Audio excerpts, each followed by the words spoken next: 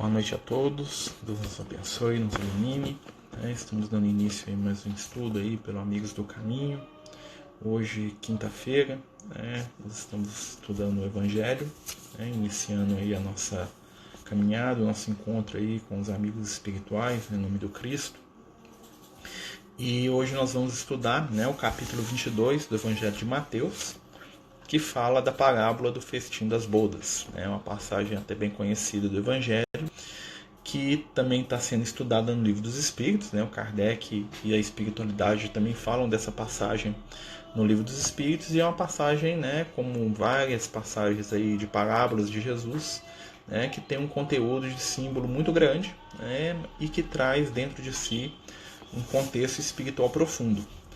Vamos lembrar que as parábolas eram histórias que o Cristo desenvolvia com o intuito de fixar determinados conceitos, conceitos espirituais profundos, na mentalidade das pessoas mais simples, em primeiro lugar, porque era o público-alvo de Jesus. Jesus ele pregava ali para os humildes, para os simples, para os carpinteiros, para os pedreiros, para os padeiros, para os pescadores.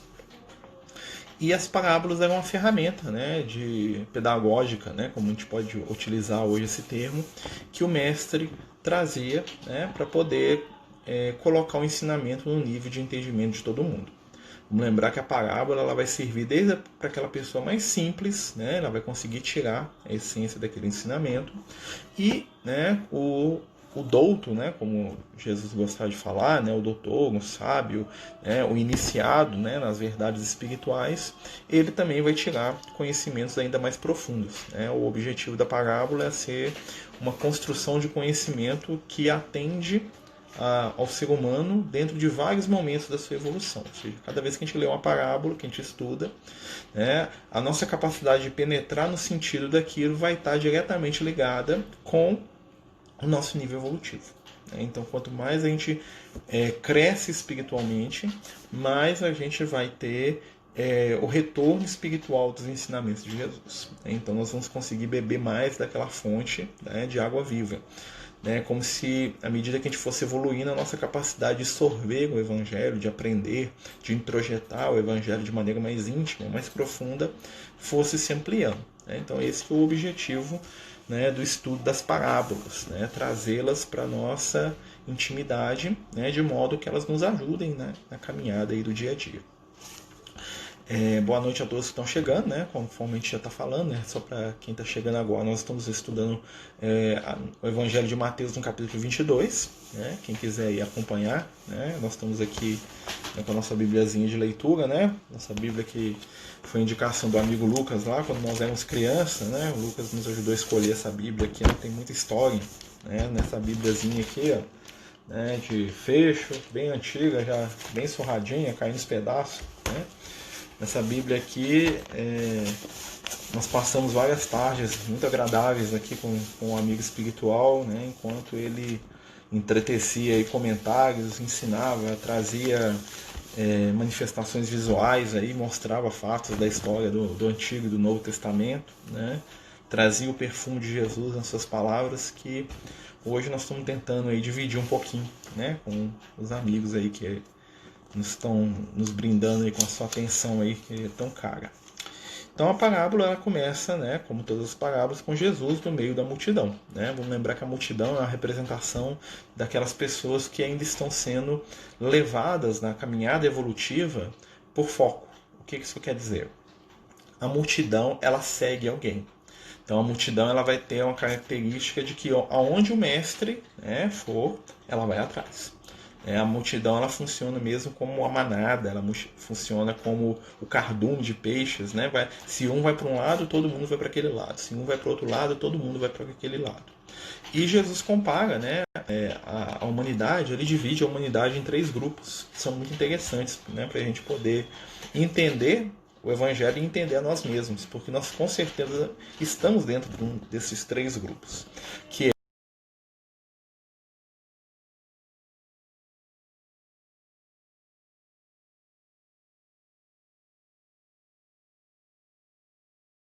a multidão. A multidão, a característica espiritual dela é a simplicidade espiritual. né? Muitas vezes o religiosismo, né? O desconhecimento das verdades maiores, o medo, né? Mas ao mesmo tempo também a multidão ela é confiante, ela busca, né, um pastor, ela busca um guia. Né? A característica daquele que está na onda da multidão, que é, vamos dizer assim, 90% da humanidade da Terra hoje, é seguir a orientação de alguém que ele considera como líder. Então a gente remete muito à multidão, ao exemplo mesmo do cardume. Né? Você vê aí, por exemplo, de tempos em tempos a gente fala assim, a gente escuta na televisão, que as baleias encalharam todas na praia, e mostra aquelas centenas de baleias todas mortas, encalhadas na praia. Por quê? Porque o líder, né, teve algum problema, às vezes tem algum problema, né, algum problema de saúde, ele fica desorientado, ele encalha e todas as outras que o seguem vão atrás e encalham, né, e morrem junto com ele, porque elas seguem a orientação do líder. Então essa é a característica da multidão. E ela não questiona aquele líder que ela está seguindo. Então a multidão ela pode ser levada para o bem, né? Quando você tem um Cristo, quando você tem Jesus à frente dela. Né? Boa noite, né? Para aqueles que estão chegando. Né? E ela pode ser levada para o mal.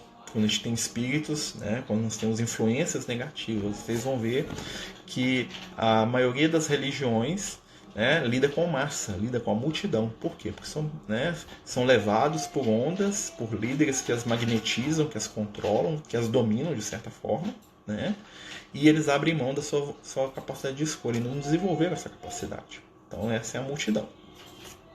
O segundo grupo de seguidores de Jesus, né, no qual a humanidade, a gente pode botar que 5% da humanidade está dentro disso, né, ou menos, são os discípulos. Né? Quem são os discípulos? Os discípulos são aqueles que seguem o mestre para onde ele for. E a estrutura espiritual do discípulo, ou seja, a capacidade dele de lidar com a vida, com as situações na sua vida, depende da presença do mestre do lado dele. Então, enquanto Jesus está conosco, né, enquanto Jesus estava encarnado, os discípulos conseguiam fazer uma série de coisas que sozinhos eles não davam conta. Por quê? Porque a presença do Cristo ao lado deles sustentava o seu processo evolutivo. Isso é muito interessante, porque a gente estava conversando certa feita com os amigos espirituais, né, por que Jesus não ficou na Terra? Né, por que Jesus não ficou encarnado aqui para sempre? Jesus ele veio à Terra com um propósito, né, que foi nos ensinar, e a presença do Cristo na Terra, né, a encarnação de Jesus aqui no plano físico, o que ela fez com o mundo? Ela acelerou o processo de evolução da humanidade em no mínimo 5.000 anos. Né? Segundo os Espíritos falam, né, só o fato de Jesus ter encarnado, vivido entre a gente, deixado a sua lição aqui entre nós, acelerou a nossa evolução em 5.000 anos. Ou seja, o que nós aprendemos, né, em 30 anos com Jesus encarnado, 40 mais ou menos com Jesus encarnado, representou para a humanidade no geral a onda evolutiva do Cristo, né, que ele aqui na Terra fisicamente, né, não no mundo espiritual, nos puxou. Né? E os Espíritos falam que Jesus encarnado era como se ele fosse um Sol atraindo os seus planetas. Né? Todos nós orbitamos em torno da energia amorosa de Jesus, né? Como um Sol mesmo, como uma estrela com seus planetas ao entorno. E o que acontece? Jesus ficou na Terra e ele nos arrastou na sua onda amorosa. Né? Ele nos puxou evolutivamente. Né? A tal ponto que quando Jesus ele vira para os discípulos e fala para eles assim, olha, é necessário que eu vá. Né? Os discípulos ficam desesperados. Né? Como é que eles iam conseguir caminhar no seu processo evolutivo sem a presença de Jesus aqui na Terra? Mas aí Jesus fala para eles assim, olha, é necessário que eu vá para que haja justiça. Interessante essa frase de Jesus. Né? Por quê? Porque evoluir à sombra do Cristo é fácil. Ser bom do lado de Jesus é fácil. Né? Sustentado pela vibração de Jesus é fácil. Mas onde vai estar o nosso livre-arbítrio? A nossa superação, a nossa capacidade de crescer por nós mesmos.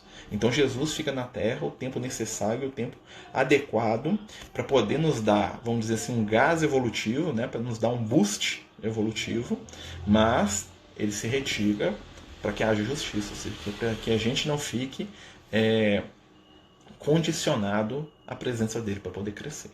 Tá? E essa parábola aqui que a gente vai estudar hoje tem muito a ver com isso, certo? Então vamos lá. Jesus, tomando a palavra, tornou-lhes a falar em parábolas, dizendo. Então aqui eles estão falando que Jesus está falando em parábolas, Jesus está contando uma história. Tá? Toda parábola é uma história que não tem fundo real, tá? Ou seja, quando Jesus conta uma parábola, não é um fato que aconteceu realmente, é uma história que ele elaborou para ensinar alguma coisa. Diferente dos fatos da vida de Jesus. Quando Jesus anda sobre as águas, quando Jesus cura as pessoas, aquilo são passagens da vida dele. Né? Mas quando ele fala em parábola, ele está criando uma história, né? Para poder nos ensinar algum conteúdo. Então, nosso objetivo aqui é pegar esse conteúdo. Aí ele fala aqui, olha só, dizendo: o reino dos céus é semelhante a um rei, olha que interessante, que preparou o banquete de bodas do seu filho. Então ele compara o reino dos céus, né, que é o estado de consciência, onde a nossa consciência está sintonizada com Deus, é semelhante a um rei que preparou o banquete de bodas do seu filho. Para quem não sabe, bodas é o casamento. Né? Então o rei, como é que é o reino dos céus? É como uma festa, né, que um pai prepara para o filho, um rei. Né? Mandou seus servos chamar os convidados para as bodas e não quiseram ir. Olha que interessante. Então o rei vai lá, ele prepara a festa e chama os convidados. Mas os convidados não querem ir. Por quê? Porque a festa é a espiritualização. E os convidados somos nós. Mas nós não queremos sair da materialidade para buscar o espiritual. Então nós não quisemos ir. Enviou de novo outros servos, dizendo: dizei aos convidados: eis que preparei o meu banquete, os meus touros e animais cevados já estão mortos, e tudo pronto. Vinde às núpcias. Então ele manda outro grupo de servos, são os emissários espirituais que reencarnam de tempos em tempos, né? e chamam a humanidade. Falam: venham, que as bodas estão prontas, ou seja, já é hora do despertar espiritual. Já é momento de acordar para realidades maiores do espírito. Então, nós estamos sendo convidados ao despertar pelos enviados, né, pelos servos do Senhor. Mas eles desprezaram o convite e foram-se, um para a sua casa de campo, o outro para o seu negócio. Interessante, né? Então eles foram para as questões da matéria. Né? Um deles foi para a casa de campo, né? E o outro foi para o seu negócio. O que é a casa de campo? É a vida material. Tá? É as questões, né? O campo é o lugar onde você planta. Então quem mora no campo, quem tem uma casa de campo, é alguém que está morando, ou seja, que está parado, que está vivendo no ambiente do trabalho. Né? O campo é o lugar de trabalho, não é o lugar de morar. Nesse sentido aqui. E o outro foi para onde? Para o seu negócio. Ou seja, ao invés da gente atravessar a nossa existência de encarnado com o foco na vida espiritual, nós estacionamos na matéria e achamos que isso aqui é tudo. Aí eu crio uma casa no campo, ou seja, eu me estabeleço no mundo material como se o mundo material fosse a única realidade real, a única realidade palpável, a única esperança da minha vida. Né? Outros lançaram mão dos servos que ele enviara, ultrajaram-nos e mataram-nos. Olha que interessante. Então outros pegaram, né? E aqueles servos, quando fala aqui dos servos, não é indivíduo não, tá? Apesar que na Idade Média a gente matou muita gente que falava de Jesus, né? Eu lembro do João Hus, né? João Hus, que foi um espírito iluminado, até que depois ele reencarnou como Allan Kardec, né? O John Hus, ele foi um espírito que ele trabalhou para difundir o evangelho no mundo, né? E ele foi morto. Né? E aqui matar os discípulos, os enviados, também simboliza o quê? Eu pego o conceito espiritual, guardo na gaveta e vou continuar a minha vida do jeito que estava. Né? Eu pego a frase linda do Chico Xavier, né? Compartilho com 50 pessoas, mas continuo materialista e preocupado com a minha vida material do mesmo jeitinho que eu estava antes. Então, isso é matar a espiritualidade, isso é matar o enviado de Jesus. Ou seja, nós não quisemos participar da festa, porque nós tínhamos mais o que fazer. Né? Nós achamos que a nossa vida é muito mais importante, né? que a nossa aparência, que a nossa festa, que o nosso curso, que o nosso ganhar dinheiro é muito mais importante do que a realidade espiritual, que se existir, né? Não sei se existe. Né? Então muitas vezes a gente recusa o convite. E a espiritualidade, né, que nos ama, eles não fazem nada quanto isso. Né? Eles podiam vir aqui arrastar a gente à força, né? Mas eles não vão fazer isso. Por quê? Porque eles sabem que nas relações do ser humano com o mundo espiritual, principalmente com o mundo espiritual superior, né, com espiritualidade de luz, reina que livre-arbítrio, capacidade de escolha.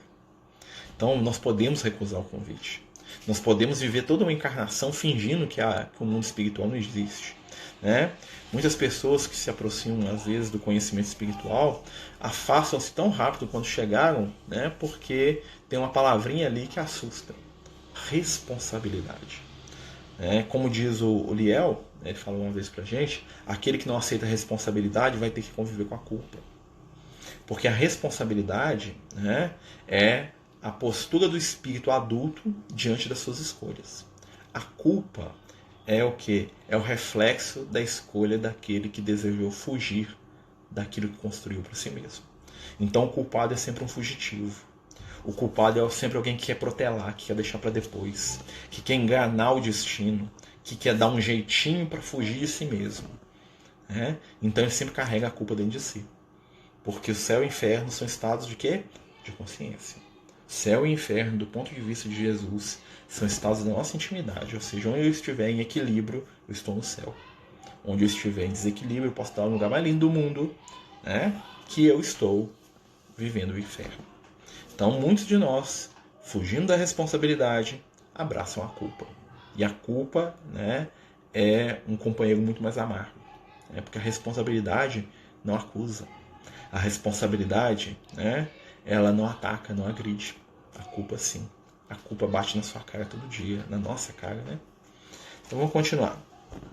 O rei, tendo ouvido isto, irou-se, e mandando os seus exércitos, exterminou aqueles homicidas, e pôs fogo à sua cidade. Olha que interessante, né? Então o rei, percebendo, né, que aquela realidade ali, né, estava fazendo com que as pessoas ficassem perdidas, o que ele fez? Ele exterminou e pôs fogo na cidade. Não, Deus vai pôr fogo no mundo? Não, gente, né? O que isso quer dizer aqui? Se, né, o que nos faz fugir da festa, ou o que nos faz recusar, não quer saber dessa festa espiritual, não. Eu quero ficar aqui com o meu gado, com a minha casa, com essas coisas. O que a espiritualidade faz com a gente? Na verdade, através do mecanismo de causa e efeito, né? Não são os espíritos que fazem, são as nossas escolhas, né? Tudo aquilo que eu dou valor e é transitório tem data de validade para acabar. Então, um dia a riqueza acaba, um dia a casa do campo cai, outro dia o meu negócio fale, né? Porque tudo que existe no mundo material tem começo, meio e fim. Quando nós trabalhamos isso dentro da nossa intimidade, nós sofremos menos. Nós temos que nos preparar para que tudo aquilo que a gente acha tão importante na vida material tem começo, meio e fim. Né? Lembrando no livro Nosso Lar, quando o ministro Clarencio, conversando com o André Luiz, fala para ele sobre o que é a profissão. Né? E o André Luiz estava lá todo inchado, porque ele era médico, aquela coisa toda. E o companheiro espiritual, né, que era o mentor, né, que era um espírito de luz, o ministro Clarencio, fala para ele, fala: meu irmão, aqui, né, a tua condição e o teu diploma entram apenas como ficha de trabalho, ou seja, ficha. O que é uma ficha? É uma coisa a ser preenchida. Então, aquilo que nós damos tanto valor, né, que são as conquistas materiais, sociais, econômicas, acadêmicas, aos olhos da espiritualidade, são fichas. Um papel em branco para ser preenchido com alguma coisa. E né, como diz um amigo espiritual, né, nós, aos olhos dele, é como se a gente ficasse lá brigando porque a minha ficha é laranja, a outra é verde, a outra é azul. Né? Então, ser médico é a ficha laranja, ser engenheiro é a ficha azul, ser faxineiro é a ficha verde.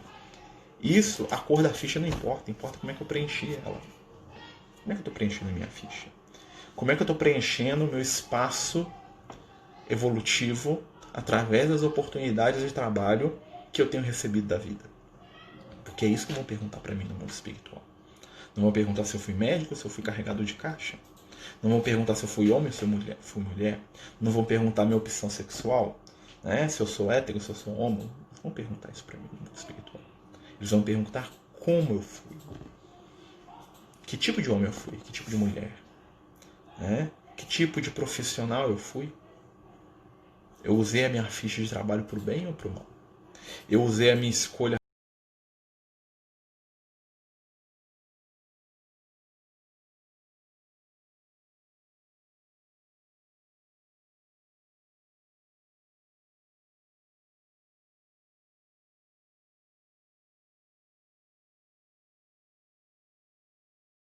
tudo. Então disse aos servos: as bodas com efeito estão preparadas, ou seja, o momento chegou. Nós temos muito às portas da espiritualização, né? Mas os que tinham sido convidados não eram dignos, ou seja, todo mundo que foi chamado, ninguém quis vir. Né? Então, mas nós estamos com a festa aqui, o que nós vamos fazer com isso? Né? E depois as encruzilhadas das ruas. E depois, a quantos encontrarem, convidai-os para as núpcias. Ou seja, no momento que aqueles que estavam preparados não quiseram, qualquer um que quiser pode entrar agora. Ou seja, quem foram os convidados? Gente, fomos nós. Nós estamos encarnados aqui no Brasil, no coração do mundo, na pátria do Evangelho. Nós estávamos encarnados lá na época de Jesus. Né? Talvez em Israel, na Grécia, em Roma. Né? Muitas vezes a gente via um ou outro companheiro se aproximando lá, falando de Jesus. Ah, não sabe isso não. Né? Então, nós fomos convidados naquela época, mas nós, infelizmente, muitos de nós não quiseram. Todos quiseram, né? Então, não pode generalizar, né? E aí ele falou para convidar qualquer um. O convite se estendeu a todos. Olha que interessante, né? Tendo saído os seus servos para as ruas, reuniram todos que encontraram, maus e bons, e ficou cheia de convidados a sala do banquete das bodas. Ou seja, o chamado da espiritualidade começou a ser para todo mundo. Aquilo que era ensinado nos templos, aquilo que era ensinado para os iniciados, começou a ser iniciado e ensinado para qualquer um que desejasse escutar. A gente está travado aí? Me dá um sinal, por favor. Se voltou, se não voltou, tá? Tá funcionando bem aí? Só me fala aí para a gente poder ver o que está acontecendo. Então, todos aqueles que decidiram caminhar evolutivamente foram chamados. O conhecimento saiu do véu, né? Pelo menos grande parte dele, e foi mostrado para todos. Jesus falava para os discípulos: aqui que vocês aprendem escondido, gritem sobre os telhados. Vocês vão espalhar conhecimento para todo mundo aí. Quem quiser vai ter. Né? Essa é a proposta da espiritualidade, é a nossa proposta. Né? Nós temos que espalhar conhecimento. O que os outros fazem com ele, Jesus abençoe a cada um. Tá bom? Então, depois de o rei ver os que estavam à mesa, viu lá um homem que não estava vestido com a veste nupcial. Olha que interessante. Então o rei, né, chama as pessoas, falando que está aberto para qualquer um, né, quem quiser. E aí ele olha para a mesa e ele vê que não tinha um companheiro lá que não estava com a veste nupcial. O que isso quer dizer? Né? Dentro da cultura de Israel, na cultura dos judeus, quando havia um casamento, uma festa, existia uma veste especial, né, que as pessoas confeccionavam, que era utilizada nos dias de festa. Era como uma veste de gala hoje, que a gente fala, né? Como um smoking, assim. Claro que dada, né, as devidas proporções, muitas vezes, o que acontece? Né, nas festas pobres, às vezes as pessoas iam com um manto, alguma coisa assim que eles pegavam emprestado, né, que é alguma coisa caríssima, né? Então eles iam com a veste nupcial. Porque aquilo ali era para um sinal de deferência, né? Porque ali é uma coisa especial que estava acontecendo, uma coisa solene, né? Então a solenidade você tinha que ir com o melhor do que você tinha, né? Os judeus tinham muito isso, a gente herdou isso deles, né? Aí você vai na igreja, lá o cara veste terno e gravata, né? Você vai na casa espírita, lá o cara veste, lá fica bonitão, né? Tudo bem, o problema é se não tiver essência, né? Não adianta nada ficar muito bonitão aqui, meu coração tá vazio igual uma pedra, né? Então, às vezes a pedra tem mais, né? Jesus mesmo fala isso, né? Mas a veste é um sinal de que a pessoa estava preparada para estar naquele ambiente. E aí o rei estava andando lá, né? Jesus contando essa história, deve ser uma coisa fantástica, né? E o rei estava andando e ele vê que tem um cara lá que, esse cara aqui não está vestindo a veste nupcial, né? Já deixei ele entrar aqui, ele nem era convidado, agora ele vem sem a veste, pega aí, vamos bater um papo com esse moço aí, né? E viu lá um homem que não estava vestido com a veste nupcial. E disse-lhe: amigo, como entraste aqui não tendo a veste nupcial? O que é a veste nupcial, gente? A veste nupcial é a preparação para receber o conhecimento espiritual. Se todos somos convidados, né, para alcançar o conhecimento espiritual, nós devemos estar preparados. O convite é para todos, mas só entra quem está pronto. E o companheiro não estava pronto, porque a veste dele, ou seja, a alga, o corpo espiritual dele, não retratava aquilo que ele precisava para poder se espiritualizar. Lembra, né, que o nosso corpo espiritual é o reflexo daquilo que nós somos. Então, quando a gente está no mundo espiritual, não adianta eu querer parecer mais bonitinho, porque eu vou ser feio do jeito que eu sou mesmo. Né? Na hora que eu chegar lá no mundo espiritual e ver lá que eu não tenho luz quase nenhuma, eu não vou ficar decepcionado, né? Porque, né, a gente se preparou e aceita a nossa condição. O problema é quando eu acho que eu sou muita coisa, né? Eu chego lá de lá e a decepção, né, vem pesada, né? Vem forte. Mas, né, eu acho que a gente não vai se decepcionar muito não, porque a gente está se preparando aí, vamos dizer, né? Então vamos lá. Ele, porém, emudeceu. Ou seja, o cara não sabia, como é que eu entrei aqui, né? Não estou pronto para isso, né? Então disse ao rei e aos seus servos: atai-o de pés e mãos e lançai-o nas trevas exteriores. Olha que coisa, né? Amarra o pé e a mão do cara e joga lá fora. Não, que rei bonzinho, né? Interessante, né? Tem gente que acha que isso aqui é Deus, tá, gente? Né? Não. O que é a treva, gente? A treva é a ignorância. Né? Atai-o as mãos, ou seja, a capacidade de trabalhar. Atai os pés, ou seja, a capacidade de se movimentar. E lançai-o fora nas trevas. Por quê? Porque a vibração dele é a vibração de treva. Quem está na vibração de treva, ficará na treva até decidir mudar sua caminhada. Né? É escolha. E ali haverá pranto e ranger de dentes. Olha que interessante, pranto e ranger de dentes. Parece uma descrição do umbral, né? Muita gente acha. Né? O pessoal está falando que está travando, gente. Travou de novo? Fala pra gente aí se travou mais uma vez aí. Vamos ver se alguém dá um sinalzinho aí pra gente poder retornar aí com o estudo. Né? Mas o que acontece? O estar atado, o estar preso, né, é a incapacidade de se movimentar. E não é o servo que vai atar ele. Né? Aqui dá a entender isso, mas na verdade ele está preso. Porque as nossas escolhas nos prendem. A nossa vibração nos prende. A nossa vibração nos amarra, nos limita. E a vibração é o produto do nosso pensamento. Aquilo que nós pensamos vai se constituir em realidade espiritual na nossa vida. Né? Mas é isso, né, gente? Nós estamos aqui falando da parábola do festim das núpcias do filho. Né? Aí Jesus termina com uma frase que é muito interessante, porque muitos os chamados e poucos os escolhidos. O chamado, né, é para todo mundo, mas quem que escolhe? Não é Deus que escolhe, somos nós. A escolha é íntima. O despertar espiritual é íntimo. Né? Então, para quem está chegando, nós estamos falando de evangelho, né? Nós estamos falando da parábola do festim de bodas, né?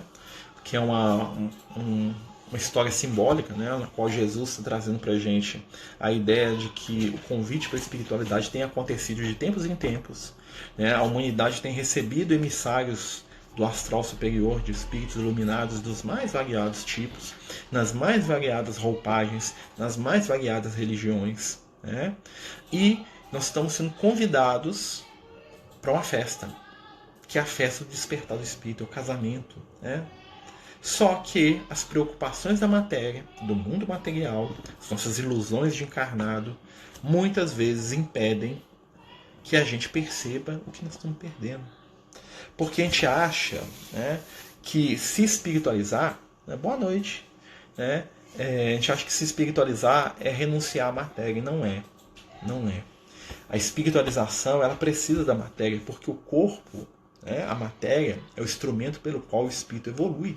Então, para a gente evoluir, a gente precisa de matéria. No mundo espiritual tem matéria também. Né? Os espíritos no mundo espiritual eles têm um corpo. Né? Um corpo espiritual, né, que o Paulo de Tarso chama de corpo glorioso, né, que o Kardec chama de perispírito, né, ou seja, de entorno do espírito, né, que é feito de matéria também. Nós precisamos da matéria em seus vários aspectos. O que nós precisamos é ajustar a nossa conduta material, entendendo que a matéria ela é uma ferramenta de evolução e não um objetivo por si só. Então, muitas vezes, as minhas preocupações com a matéria, elas diminuiriam extremamente se eu entendesse, primeiro, que a matéria é passageira, ou seja, tudo que existe na matéria tem começo, meio e fim, vai acabar uma hora. Por melhor que for a nossa experiência na matéria, vai acabar. Por pior que for a nossa experiência na matéria, vai acabar também, vai passar, como diria, né, o Chico, vai passar. O que não vai passar é o resultado dessa experiência na minha intimidade espiritual, porque isso eu vou carregar para o mundo espiritual. E aí, quando eu chegar no mundo espiritual, né, eu vou parar e eu vou refletir. se eu tiver capacidade para isso, não ficar lá praguejando, brigando no umbral, né, rolando na lama lá, né, espero que eu não faça isso, né? E a gente vai ter capacidade de refletir, falar assim, olha, isso aqui eu aproveitei, isso aqui nem tanto. Porque as experiências da matéria, elas são cíclicas. Isso é reencarnação. Então hoje eu estou um homem, amanhã eu volto como mulher, né? Hoje eu estou pobre, né? Você vai lá fazer a compra do supermercado, né, igual eu fui essa semana, meu Deus do céu, você olha, meu Deus, meu salário foi embora. Amanhã você volta rico, com dinheiro para jogar fora, para dar para os outros, para fazer caridade, né? Quem tem muito dinheiro aí, né? Quem tem pouco dinheiro também pode fazer caridade também, porque é uma caridade escutar, uma caridade dar uma camisa, é uma caridade gastar o seu tempo, é uma caridade ouvir quem é chato, né? Caridade também, né? Tem uma frase do Lucas que ele me falou há uns 20 anos atrás, há muito tempo, né? Que ele disse assim para mim um dia: a caridade é aceitar a caridade dos outros, né? Às vezes as pessoas querem ajudar a gente fica numa, né? Não, que não vai, que não precisa, você tá doido para ser ajudado, né? Então tem hora que você tem que aceitar a caridade, você bate a bola e fala assim, obrigado, e ainda agradece, né? É verdade que a gente só volta para expiar uma falta quando reconhecemos que erramos? Não, aí já é missão. A expiação, ela tá ligada o que é a expiação? Né? A expiação é quando você passa por uma situação de limitação que você não quer passar. Isso se chama expiar. Né? A expiação é quando eu sou constrangido a limitar alguma coisa que eu tenho dado mau uso. Vou dar um exemplo aqui para a gente poder entender. Né? O que é a expiação? Imagina o seguinte, estou aqui e nessa encarnação eu sou um cara que rouba de todo mundo. Estou roubando. Né? Então, né, eu vou para o plano espiritual e não admito que eu roubei nunca, porque né, não posso errar, né, não posso falar que eu erro. Então nunca erro. Não roubei, mentira. Eu peguei o que era meu, era justo. Eu dou um monte de desculpa, invento 1 milhão de desculpas. Aí eu reencarno. Né? Qual que é a minha expiação? É lidar com a questão do roubo. Então, eu sou o cara que atrai assalto, eu sou o cara que está sempre com dívida, que compra uma ferramenta, ela quebra, que assenta o piso na parede, ele cai, aí tem que assentar de novo. Por quê? Porque eu estou trabalhando, né, a expiação do dinheiro que eu tomei no passado. E aí eu revolto, eu brigo, eu acho ruim, eu falo que Deus não é justo, que a vida é ruim, né, que a culpa é do pedreiro, que a culpa é do meu chefe, que a culpa é do papa, que a culpa é do bispo, da minha mulher, do meu filho, do meu irmão, do espírito desencarnado. Então isso é expiação. A expiação, a característica da expiação é um momento de dor na nossa vida que a gente não aceita de jeito nenhum. A expiação não caminha junto com a aceitação. Né? Quando existe a aceitação, quando você fala assim, alguma coisa eu fiz de errado. Alguma coisa eu quero mudar nisso aí. Aí você já saiu da expiação e entrou na prova. A prova é o teste. Né? É a situação que te ensina. E você fala assim, nossa, eu estou passando um perrengue aqui. Né? Quando eu tiver dinheiro de novo, eu vou aproveitar melhor. Né? Se alguém me pedir emprestado, eu vou emprestar, porque eu sei como é que é difícil não ter quem me empresta. Né? Então a prova ensina. E a prova é escolha. Né? Aí chega em determinado momento, eu volto a ter o dinheiro. Né? Volto numa outra encarnação na mesma. Né? E aí você testado. Você vai roubar de novo? Ou você não vai roubar de novo? Você vai utilizar esse dinheiro para fazer o bem? Ou você vai utilizar esse dinheiro para realizar a sua vaidade? Isso é prova, é o teste. Né? Então muitas vezes, né, a gente não reconhece. Muitos espíritos encarnados na Terra, né, estão em reencarnações compulsórias, né, compulsórias, tipo assim, meio que obrigado. Parece não é os espíritos que obrigam, não é a própria consciência que atrai para o corpo físico. A consciência é uma coisa fantástica, né? Ela nos ajusta e ela faz tudo à nossa volta acontecer, né, nos coloca para poder nos jogar no trilho do bem de novo. Então se eu saio do bem, né, imagina que tem um caminho e eu saio do caminho, a minha consciência ela vai criar, né, maneiras de eu retornar para o caminho. A espiritualidade ela só está ciente daquilo e ela alivia, ou ajuda, ou ajusta alguma coisa, mas em suma, em resumo, é a minha consciência que está produzindo aquilo. Só que, né, essa consciência pode me trazer pelo amor, né, através da aceitação das provas. Né? A aceitação, gente, não quer dizer apatia. Tá? Então, eu aceitar que eu tenho uma dificuldade não quer dizer que eu não tenho que lutar para poder vencer. Né? Olha, será que ganhar na loto tem ajuda do mundo espiritual? A ajuda do mundo espiritual não acredito não, porque os espíritos não vão vir descer aqui para te dar o número. Né? Principalmente os espíritos de luz que tem mais o que fazer. Mas, que isso está no destino reencarnatório da pessoa com certeza. Ou ela vai ganhar dinheiro de algum jeito. Pode ser na loteria, pode ser a herança que o tio que ela não lembra o nome dele deixou. Né? Pode ser uma outra coisa que acontece. Né? Isso não é a prova. A prova é o que você vai fazer com o dinheiro. A prova é o que você vai fazer com a condição que você está recebendo. Isso que é prova. Né? Prova é o teste. Receber ou não receber, não importa, ali é fonte. Isso aí, espiritualmente falando, não tem muita coisa. Mas o que você vai fazer com aquele produto, com aquela herança, com aquilo que você está ganhando, isso conta muito para a sua evolução. Né? No caso de quando temos alguma doença que é considerada grave, nos curamos, pode ser visto como expiação ou como prova? Pode ser visto como prova sendo quitada. Tá? Expiação, normal, como eu falei, a expiação envolve revolta. Né? Então, para você sair da expiação, você tem que eliminar a revolta primeiro. E é difícil a gente sair da revolta. É muito difícil a pessoa que está revoltada com a vida pela condição que ela vive, né, sair dessa onda de revolta e entrar na onda de resignação. O primeiro passo, né, para a cura é a resignação. Né, é o ressignificar, é resignar, ou seja, é a aceitação da condição com o intuito da mudança. Porque a revolta, ela só agride. Né? Então eu estou doente, vou ficar revoltado. Deus é culpado, o mundo é culpado, eu estou brigando, eu não estou curando. Né? O resignar é o quê? Eu falo assim, opa, peraí, estou doente. Por que eu estou doente? O que eu posso fazer para melhorar a minha condição? Vou lutar, vou fazer o meu melhor, vou confiar em Deus. Aí eu estou no momento de prova. Aí eu posso sair da prova. A expiação, ela não traz solução. Porque a expiação é como se você tivesse que atravessar de uma sala para outra e você tentasse atravessar batendo a testa na parede. Porque você quer fazer do seu jeito. E você não aceita passar pela porta. E aí fala assim, não, meu filho, passa pela porta. O que é a porta? A porta é a resignação.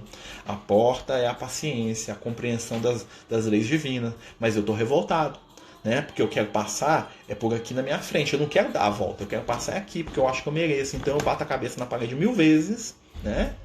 Quando que se eu parasse, se eu respirasse, e se eu aceitasse, eu poderia dar a volta pela outra porta e sair no mesmo lugar.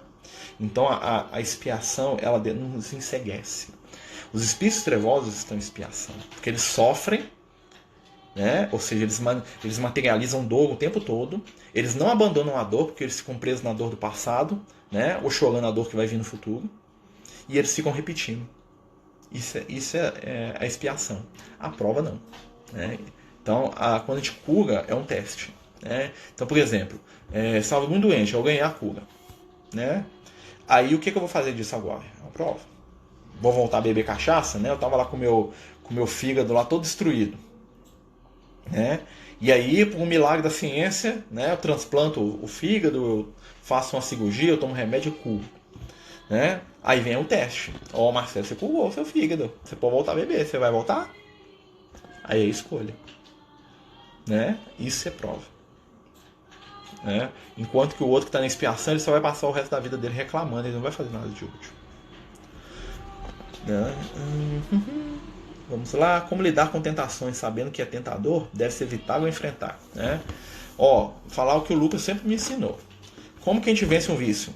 Roubando o tempo dele. Vício, tentações, né? Tem uma palavra tentação, né? A tentação é a gente querer fazer algo que nos prejudica, de certa maneira, algo que é ruim, né? Então, assim, como que a gente foge de um comportamento vicioso? Não dando tempo para ele. Tempo livre é instrumento para o vício. Né? Então a gente tem que pensar assim, vamos ser bem sinceros com a gente. Todo o tempo que a gente tem de folga, a gente usa mais para poder fazer aquilo que nos vicia do que fazer aquilo que é bom para nós.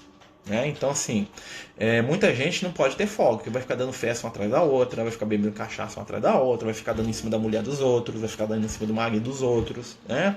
Vai ficar dando um jeito de passar a perna nos outros por causa de dinheiro. Então, muitas vezes, aquela vida de trabalho um atrás do outro que a gente reclama tanto, é uma disciplina que o nosso espírito está recebendo para poder não falhar. Então, para fugir do mal, nós temos que ocupar a nossa mente com o bem. Né? Tem uma frase do Paulo de Tarso que eu gosto muito, que ele fala assim, vamos encher o nosso espírito com Cristo. Ou seja, tempo vago, trabalhar para Jesus. Tempo vago, vamos ler um livro. Tempo vago, vai fazer uma visita para quem precisa, vai lavar a sua casa, vai limpar. Ah, mas não posso sair, estou na pandemia. Tem problema não, troca os móveis de lugar, faz uma faxina, cuida do cachorro, né? Vai ler um livro, vai escutar uma música.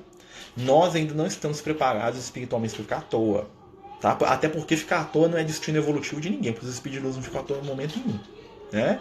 Eu contei pra vocês, uma vez o Liel estava conversando comigo, né?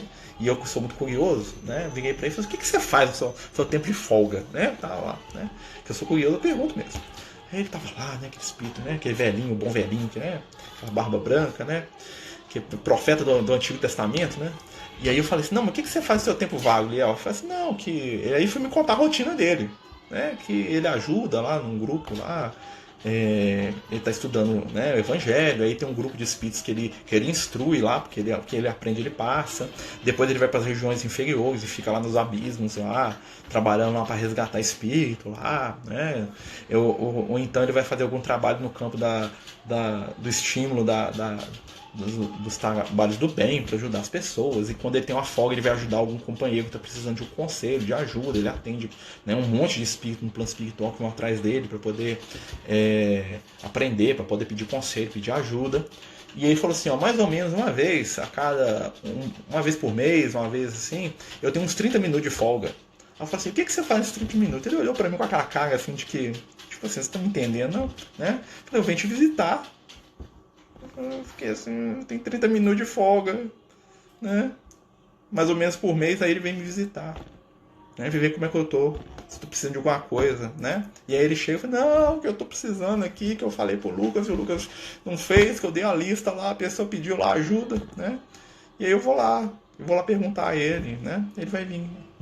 Os 30 minutos que ele tem, ele divide entre os amigos espirituais encarnados, ele visita um, vê como é que o outro tá, o que ele pode fazer. Então os espíritos iluminados, eles não param nunca. Mas de Jesus, né? Então assim, e eu sei que ele falou que ele descansa, mas não descansa nada, né? Porque eu acho que eu faço parte do trabalho dele, não, né, do descanso, né? Porque eu dou mais trabalho que tudo. Mas assim, então a ocupação do tempo é o que vai nos livrar, né? O mal ele vai desaparecer, não é porque a gente vai milagrosamente deixar de ser ruim, é por falta de espaço mesmo. Vai chegar um momento que a gente vai estar tão ocupado com o bem que não vai ter mal mais, não tem espaço para o mal, e o mal sumiu. Puf, acabou. Né? Não tem um momento de virada em que os espíritos falam assim, nossa, eu não tenho mais defeito. Um determinado momento da evolução deles, isso que o Leão me falou. Né? Eles percebem que aqueles prazeres, aquelas coisas todas que os amarravam, perderam espaço. Né? Não tem mais tempo para aquilo. E aí quando eles encarnam, a folga deles é quando eles estão encarnados. Né? Ele falou, não, reencarnar é bom, só que você vai lá, você fica lá como criança, você só trabalha na hora que você dorme. Né? Então assim, eles acham que nós estamos na folga aqui, ó, isso aqui é folga. Né? Estamos encarnados aqui, brinca, diverte. Né? Então assim, a ocupação é o remédio. Né? Então foge da folga, das férias, da passividade, de ficar parado. Né? Nós temos que ter ocupação útil, lembrar. Né? Trabalho é toda ocupação útil.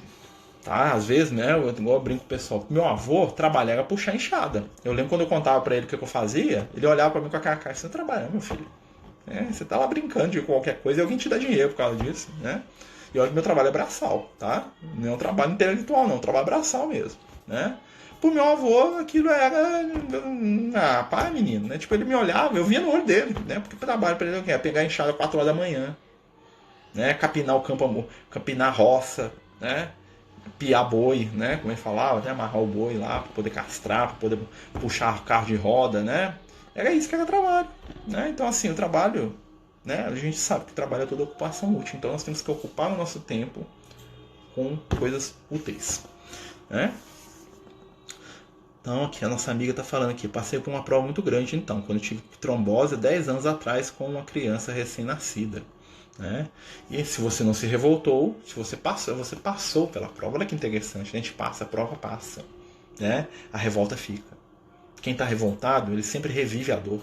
Ele está sempre sofrendo. Lembra? Né? O conceito de sofrimento que a gente ensinou? Né? Eu não, é o Leão. O Leão, uma vez, ele falou para mim, o que é sofrimento? Sofrimento é toda a dor que você antecipa, toda a dor que você mantém. Ou seja, você tem uma situação de dor. A dor existe até para os espíritos de luz. Jesus sentiu dor. Então, meus amigos, né? Jesus sentiu dor. A dor vai acompanhar a gente aí uns bilhões de anos ainda. Dor, né? Dor. Tá? O que é sofrer?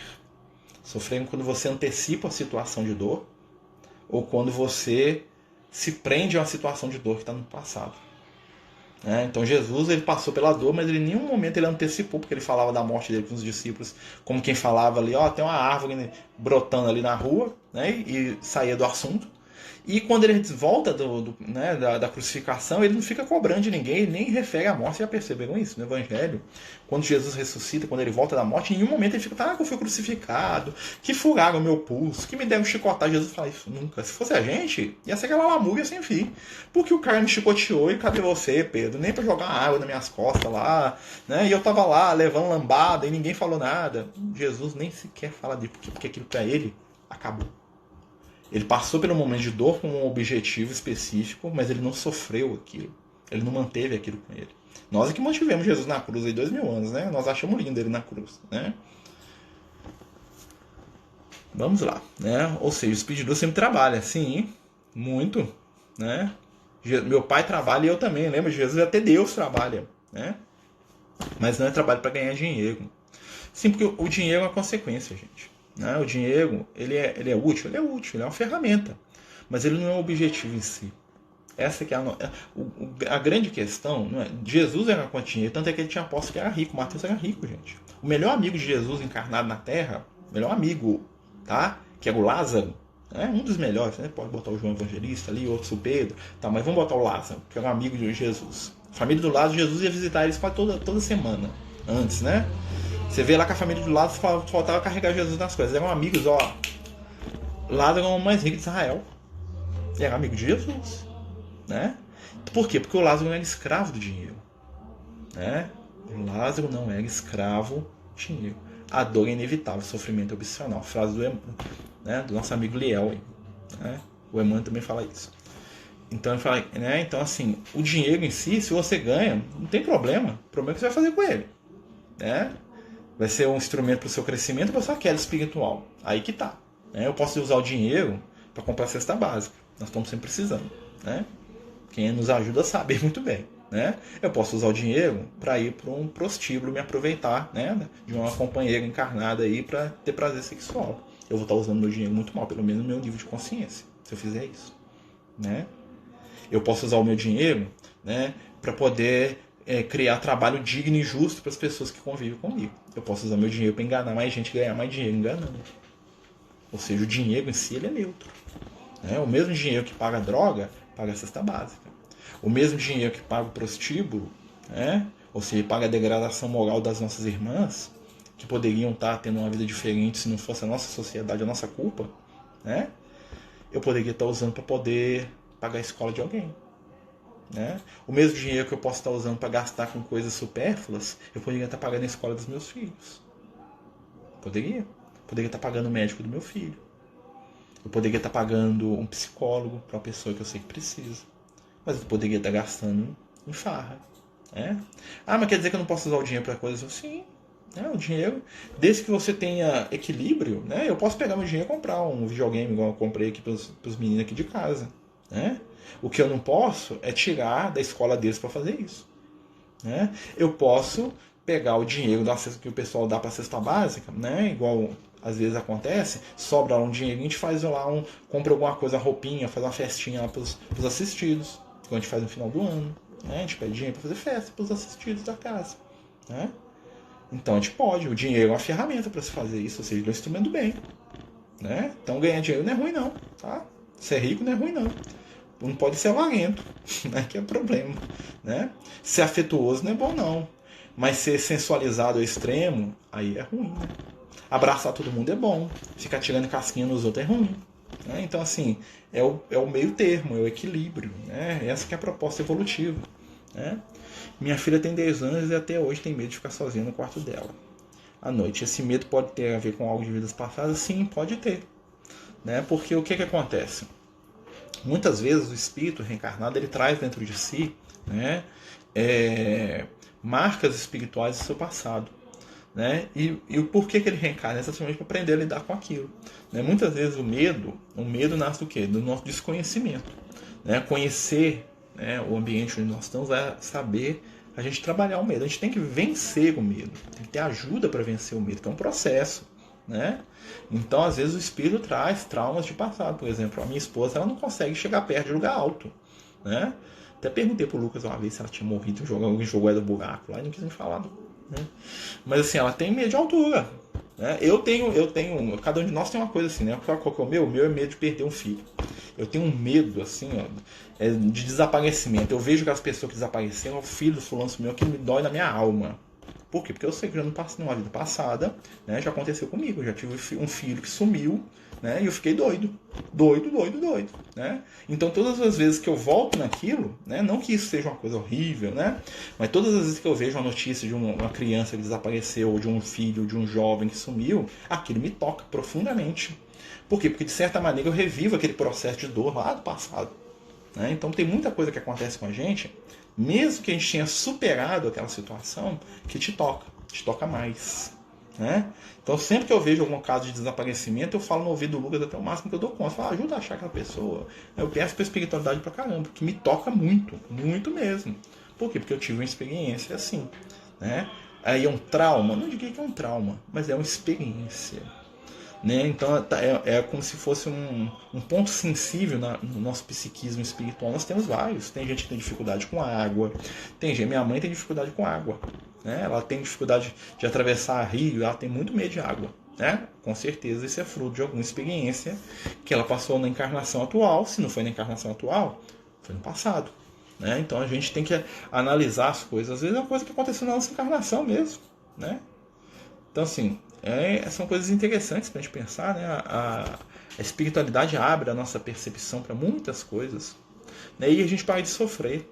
É porque a gente entende. E quando a gente entende, a gente trabalha aquilo positivamente. A gente modifica. Né? E como que a gente vai modificar? Roubando tempo inútil. O mal é alimentado pelo tempo mal utilizado. Então usa seu tempo no bem e o mal não vai ter espaço na sua vida. É fácil da gente poder entender isso. Né? Quanto mais ocupado, menos tempo de fazer coisa errada. Então, quando menos ocupado, oficina vazia, né? O que é? Mente vazia, oficina do diabo, né? Eu até troquei. Mente vazia, oficina do diabo. Isso é um ditado popular, né? Um ditado, né, dos nossos avós aí. Não tem nada mais certo, não. Os espíritos obsessores aproveitam da nossa. Eles falam na nossa cabeça, na hora que nós estamos à toa. Se estiver lá carregando, batendo laje lá, os espíritos obsessores não vai lá, não. Tá? Né? Tem um amigo nosso que falava isso, que era pedreiro, ele falava assim: o dia que a gente batia uma laje lá, né? Ele era médio vidente também, né? E aí ele contava que ele viu os espíritos lá enchendo o saco dele, né? Pra ele beber, que ele bebia muito, né? Tinha um problema com o alcoolismo. E aí ele falava que no dia que o espírito obsessor menos aparecia, era um dia que ele tava batendo laje, né? Tava lá carregando, virando massa, né? Jogando balde de concreto em cima lá do telhado, lá chapando massa lá. Aí o obsessor não chega perto, não, porque não tem espaço para ele ali, né? Mas nós estamos brincando, né, gente? Tenho dificuldade de lugar fechado pequeno, com crianças pobres. Essas duas situações me deixam muito aflita. Com certeza pode ser algum reflexo de uma experiência de vida passada. Né? Tem um amigo nosso, né? Gosto muito dele, que ele tem dificuldade com falta de comida. Olha que interessante, né? Então, às vezes, foi um espírito na reunião e ele estava relatando que ele passou fome com os filhos. Esse companheiro se sensibilizou até o final da alma dele. Né? Por quê? Porque com certeza ele teve alguma experiência que ele passou fome no passado, ou que ele viu a família dele passando fome. Muitas experiências que a gente tem são fatores sensibilizantes para a nossa caminhada, ou seja, eu passo por aquilo, né? Para poder superar. Tem uma história muito interessante, né? Eu já até contei, mas como eu sou repetitivo mesmo, então não tem problema. Né? São a história dos meninos da Etiópia. Né? Não sei se eu já contei essa história, eu já devo ter contado algumas 15 vezes aí, né? Mas vamos contar de novo porque ela é sempre interessante. Que na década de 80, né, quando tinha muito aquela coisa de criança que nasceu na Etiópia, passando fome, passando no Jornal Nacional, todo mundo via o Jornal Nacional, né? Só tinha aquela opção. Né? E aí alguém foi perguntar pro Chico, né? Por que aquelas crianças passavam aqueles meninos morrendo raquítico, né? E o Chico falou, não, aqueles meninos ali, eles estão aprendendo. E o pessoal não entendeu. Eu falei, não, eles estão aprendendo. Né? E pareceu que o Chico era muito frio, né? O pessoal, que isso, Chico? Aquelas criancinhas ali, né?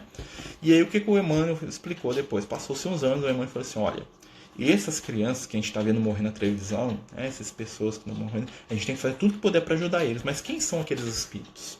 Aqueles espíritos, eles eram os nobres ingleses, franceses, alemães, holandeses que colonizaram a África, né? Para poder explorar a escravidão e para arrancar tudo que é recurso natural para fazer riqueza da Europa. E aí quis a lei divina que as consciências deles fossem atraídas para os ambientes que a ação deles criou. Porque aquela miséria toda era fruto, né, da ação da Europa explorando a África. Né? Claro que tem a culpa deles também, né? Ninguém é isento, mas assim, naquele caso particular. Então o Chico fala assim, quando ele olhava para aquelas crianças, ele via os reis da Inglaterra, as rainhas, né? Ele olhava para aquele menino e via lá um rei todo cheio de ouro, né? Um nobre todo cheio de poder. Ele via lá naqueles corpinhos lá. O que aconteceu? Aqueles meninos desencarnaram, a maioria deles, né? Renasceram na Europa. E o que eles fizeram? Né? Lá no início do ano 2000, 2015, 2020, né? 2010, ali mais ou menos, né? 2002, né? Começou a nascer um monte de instituição na Europa para ir para a África cuidar das crianças, né? Das pessoas mais carentes, os médicos sem fronteira, um monte de outras. Né? Vocês podem perceber que isso apareceu bem depois daquilo. Quem que eram aqueles espíritos que tinham reencarnado lá na África, experimentado na pele o que é morrer de fome, voltaram para a terra de afinidade deles, que é a Europa. Quando eles chegaram na adolescência, quando eles entraram para estudar, eles só pensavam, não, eu tenho que ir para a África fazer alguma coisa de útil, porque aquilo introjetou neles. Eles foram lá, aprenderam a lição e voltaram para ajudar. Ali foi o quê? Aquilo ali é uma prova bem sucedida. Eles passaram por uma limitação, entenderam, se responsabilizaram e estão agindo. Isso que é o mundo regenerado. O mundo regenerado é ações desse tipo acontecendo para todos os lados. Né? Nós nos responsabilizando pelo nosso mundo, pela água, pelas pessoas que estão passando fome. São responsabilidade nossa, não são culpa. Então o que eu vou fazer para aliviar o meu irmão que está passando fome? O que eu vou fazer para aliviar aquela criança que eu conheço que está passando por um drama ali, que talvez nesse momento eu possa ajudar? O que eu vou fazer para aliviar a natureza, para cuidar dos... Gente, vocês não estão notando, não? Tanto de gente cuidando de animal hoje em dia, por quê? Porque nós maltratamos os animais quanto tempo? Então nós estamos reencarnando para cuidar deles. Né? Então protetor de animal assim, tem gente que morre por causa do bicho. Isso é bom. Nós estamos reconstruindo, vai chegar ao ponto que isso vai ser a maioria dos espíritos encarnados na Terra. Né? Nós vamos reencarnar nas próximas vidas aí para limpar rio, para corrigir curso de afluente, para poder trazer espécie que foi extinta através de engenharia genética de volta para a Terra. Pode ter certeza, no mundo regenerado, a ciência, os nossos trabalhos vão ser esses. Né? Isso é regenerar, nós vamos reconstruir o que a gente fez de errado. Né? Você vai ficar doido para poder aprender alguma coisa para fazer o bem. Ó, já está acontecendo. Isso é o sinal da regeneração. Né? Meus filhos dizem que vem alguém observando eles à noite. Após colocar eles para dormir. Como minimizar o medo deles? Olha, primeiro conversando com eles sobre isso. Né? Veja o que eles estão percebendo. Se eles puderem te descrever, dá para você ver o tipo de... Né? E o que você faz? Faz prece com eles. Fala assim, olha, né? Não importa o que vocês estão vendo, Jesus está com vocês. Então, se vocês sentirem alguma coisa que está incomodando vocês, façam uma oração para Jesus. Chama mesmo, fala com ele, oh, Jesus, me ajuda aqui, né? O pensamento no Cristo cria outra onda de vibração. Então, se estiver acontecendo muito, né, você pode até fazer um culto com eles todo dia antes de dormir. Você pega lá o Evangelho, senta do lado lá, né, onde eles na caminha lá, faz uma leiturazinha com eles, pede para eles fazerem uma prece. Coisa de 5 minutos, dá uma aguinha frutificada para eles, entendeu? E até amenizar essa questão. Se não for uma mediunidade ostensiva aí que eles tenham, a tendência é que vai sumindo. Pode ser algum companheiro que está passando, algum companheiro espiritual ali da região, pode ser que eles estão muito sensíveis, tem vários fatores que podem trazer isso. Né? Meus amigos, desculpem, nosso tempo, né? Vamos ver aqui quanto tempo nós temos. Nós passamos 3 minutos do horário, meu Deus. Daqui a pouco aparece aquele sinal constrangedor aqui, mandando acabar a live, né? Se não aparecer agora. Então nós vamos terminar o nosso estudo. Como a gente faz sempre, a gente começa falando do Evangelho, depois a gente vai viajando junto, né? Isso que é bom. E lembrar que domingo nós temos nosso estudo, né, do livro do Apocalipse. Nós vamos, né, dar seguimento. Nós estamos aí no IGTV com todos os estudos, né? Quem quiser acompanhar aí, né, fique à vontade. Né? Nós colocamos um vídeo novo lá no YouTube. Nós estamos no YouTube conta-gotas, né? Então a gente está tentando chegar no YouTube a 1000 inscritos para a gente poder fazer live lá, né? Porque o YouTube dá umas ferramentas que facilitam às vezes mais do que aqui, né? Para poder, e a gente faria live nos dois. Mas se a gente precisa chegar a 1000 inscritos lá, quem puder nos ajudar, né? Tá lá na página dos Amigos do Caminho. Queria agradecer a todos, né? Pedir a Jesus para nos abençoar, nos iluminar, né? Que nós possamos ser instrumentos da luz e do amor, onde quer que a gente esteja. Vamos regenerar, vamos fazer o bem para quem estiver perto da gente, que com certeza esse bem vai ser uma gotinha para modificar a face do nosso mundo. Nós reencarnamos para isso. Vamos fazer uma prece para a gente terminar. Senhor Jesus, amigo e mestre, companheiros espirituais aqui presentes, Agradecemos pela oportunidade que recebemos e pedimos neste momento paz, luz e amor. Fica conosco, Senhor, a cada momento, nas vibrações do Teu amor, hoje e por todo sempre. Que assim seja, graças a Deus. Então, meus amigos, muito obrigado. Aí apareceu o bendito lá, contador regressivo aqui. Muita paz, muita luz e até domingo, se Deus quiser.